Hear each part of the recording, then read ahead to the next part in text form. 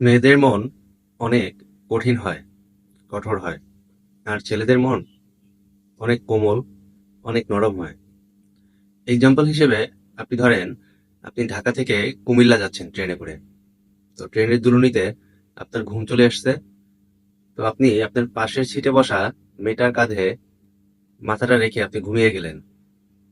ওই মেয়েটা কোনোভাবেই এটা সহ্য করবে না। হয় সে আপনাকে পাবলিকের হাতে তুলে দিয়ে গণ খাওয়াবে, আর যদি একটু ভালো হয়ে বসে তাহলে লাল দালানে চলে যাবেন। এখন এই ঘটনাটাই ঠিক উল্টো করে দেই। আপনি ট্রেনে করে ঢাকা থেকে কুমিল্লা যাচ্ছেন।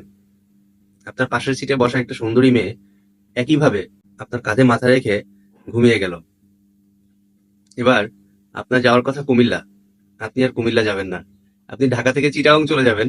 তাও ওই কাঁধের থেকে ওই মেয়েটার মাথা উঠাবেন না। ছেলেদের মন এতটাই নরম হয়, এতটাই সহজ সরল হয়।